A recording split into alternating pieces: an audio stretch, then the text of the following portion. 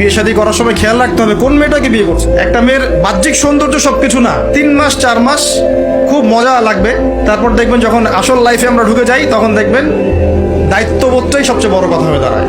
এই রওনাক চলে যাবে, দিনদারিতা না থাকলে এই রওনাক চলে যাবে। মেয়ে দিনদার কিনা এটা দেখবেন সবার আগে। দিনদার হলে যদি একটু গায়ের রং কালো হয় বিয়ে করে ফেলেন। বিয়ে তো কঠিন করে ফেলছে সমাজ, জেনা সহজ হয়ে গেছে।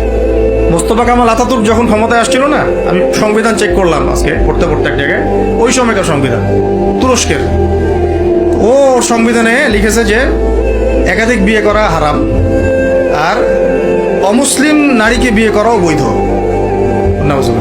সব উল্টাই দিছে। আমাদের সমাজে এখন ওইরকম চিত্র দেখা যাচ্ছে যে আপনি 17 বছরে বিয়ে করতে পারবেন না, কিন্তু 17 বছরে আপনি জেনা করছেন, আল্লাহ মাফ করুন। বাংলাদেশে 17 বছর বয়সে জেনা করা ছেলে মেয়ের অভাব আছে। আদমশুমারির মতো এই কুমারিত্ব টেস্ট যদি করা হয় ছেলে মেয়েদের, তারপর দেখা যাবে। তো বিয়েটাকে সহজ করা উচিত। বিয়ের বয়স একটা ফিক্স করা হয়েছে, এর সাথে তো আমরা এখন যুদ্ধ করতে পারবো না। পারবেন? ছেড়ে দেন, আচ্ছা ফিক্স করছে বুঝলাম।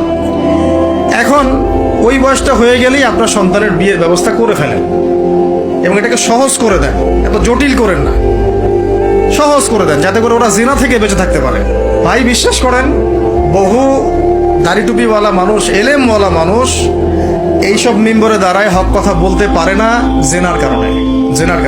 এই যে আমরা চলাফেরা করতেছি না, চোখের জেনা তো হচ্ছে অ্যাভেলেবল, অনেক সময় মনেরও জেনা হয়ে যাচ্ছে। মনে খারাপ চিন্তা চলে আসতে পারে না, দেখবেন মনের নূরটা নষ্ট হয়ে যায়, তখন আপনার ইমানের ওই তেজটা কাজ করে না। খেয়াল করে দেখবেন, যখন মনের মধ্যে এই নূরটা নষ্ট হয়ে যায়, কিছু একটা নগ্ন মেয়েকে দেখে ফেলছেন বা একটা মেয়েকে দেখে আপনার অ্যাট্রাকশন তৈরি হয়ে গেছে, হতে পারে, আমরা তো ফেরেশতা না, হতেই পারে, তখন দেখবেন মনের মধ্যে নূরটা নষ্ট হয়ে যায়। ওই সময় আপনি কিন্তু এই ইমানের এই জাজবাটা শো করতে পারবেন না। তখন নবী সাল্লাল্লাহু আলাইহি ওয়াসাল্লাম বলেছেন, তখন যদি বাসায় স্ত্রী থাকে তোমরা স্ত্রীর কাছে চলে যাবা, নিজের প্রয়োজন মিটাই নিবা, তাহলে এই শয়তানি মন থেকে চলে যাবে। এখন তো বিয়ে কঠিন, এটা মিটাবে কিভাবে? অনলাইনে ঢুকলেই দেখবেন আপনি নগ্নতা। এই ছেলে পেলে আমাদের সাথে যারা ঢাকায় থাকে এরা তো আরো জানে কি আছে ওখানে, কি হয়। ছেলে নাই আর মেয়ে নাই, ও নিজে ছেলে। একটা মেয়ের যে চরিত্র খারাপ এটা বোঝার জন্য এতটুকু যথেষ্ট যে ও মোটর সাইকেলের পিছনে বসছে কিভাবে, এটা দেখবেন।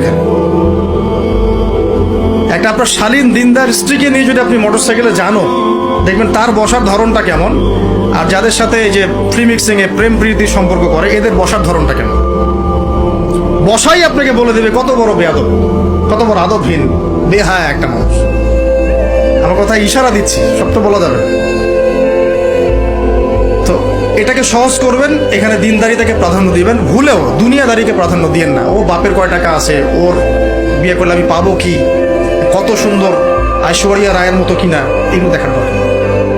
এগুলো থাকে না, আস্তে আস্তে চলে যায়, দিনদারিতা থেকে যায়। ইব্রাহিম আলাইহিস সালামের স্ত্রীদের কথা আজকে আমরা স্মরণ করি না? হাজেরা আলাইহিস সালাম, তার ওই সবর, সাফা মারওয়ার সাই, তাওয়াক্কুল আল্লাহর কাছে এত পছন্দ হয়েছিল যে কিয়ামত পর্যন্ত যত মানুষ হজ করবে, সাই না করলে হজ হবে না। ঠিক আছে, উনার ওই হাঁটা দৌড়াদৌড়ি আল্লাহর কাছে এত পছন্দ হয়েছে। আপনি জামজাম কূপ ওখানে যে তাওয়াফ করছেন না, তাওয়াফ করে যে পানি খেয়ে আসলেন, সাফা মারওয়া সাই করলেন, এই সাই না করা পর্যন্ত আপনার হজই হচ্ছে না, ওমরাই হচ্ছে না। একজন দিনদার মেয়ের দিনদারিতা আল্লাহর কাছে কিভাবে কবুল হয়ে থাকে, আমাদের মেয়েদেরকে বুঝান, বাসায় গিয়ে বোনদেরকে বুঝান, মাদেরকে বুঝান, স্ত্রীদেরকে বুঝান। তাদেরকেও একটা উদ্দেশ্যে আল্লাহ পাক সৃষ্টি করেছেন। কি উদ্দেশ্য? তারা যেন ইসমাইলের মতো প্রজন্ম জন্ম দিতে পারে। তাদেরকে সিরিয়াল দেখার জন্য পাঠানো হয় না, তাদেরকে রং তামাশা করার জন্য আর স্নো পাউডার মেখে বাইরে ঘোরার জন্য পাঠানো হয় না। এবং এটাকে কন্ট্রোল তো আমাদেরকে করতে হবে। এই যে বললাম, কন্ট্রোল করতে গিয়ে যদি দেখেন পারতেছেন না, আপনার দ্বারা হচ্ছে না, তখন কি প্রয়োজনে ডিসকানেক্টেড হয়ে যাবেন, তাও নিজের দিনকে ক্ষতিগ্রস্ত হতে দিবেন না। কিছু করার নাই তো, চেষ্টার উপর চেষ্টা করে যাচ্ছেন আপনি 10 বছর, 15 বছর, 5 বছর, 7 বছর, কোনো রেজাল্ট পাচ্ছেন না। আপনি কি করবেন? দিন ছেড়ে দেবেন? আপনিও তাদের মতো হয়ে যাবেন? আপনাকে আপনার স্বতন্ত্র জায়গায় থাকতে হবে। আল্লাহ পাক তৌফিক দান করুন। আর ইসলাম সংশোধনের মধ্যে সমাধান আসলে আলহামদুলিল্লাহ। এরপরে বাচ্চা কাচ্চা যেগুলো হবে, এগুলো পয়েন্ট মনে রাখবেন, পড়াশোনা থেকে নিয়ে এই পর্যন্ত বাচ্চা কাচ্চা যেগুলো হবে, এক একটা বাচ্চাকে আগামী দিনের যোদ্ধা হিসেবে গড়ে তুলবে। কি যুদ্ধ করবে তারা? আগে আদর্শিক যুদ্ধ করবে, আদর্শিক যুদ্ধ করবে, যে আমরা ওইসব আদর্শে চলি না, আমাদের নিজস্ব আদর্শ আছে, এটা ইসলাম। আমাদের কিতাব আছে কোরআন, আমাদের সুন্নাহ আছে মুহাম্মদ সাল্লাল্লাহু আলাইহি ওয়াসাল্লামের সুন্নাহ। এরা বৈষয়িক শিক্ষাও শিক্ষিত হবে, ইসলামিক শিক্ষাও শিক্ষিত হবে ইনশাআল্লাহ।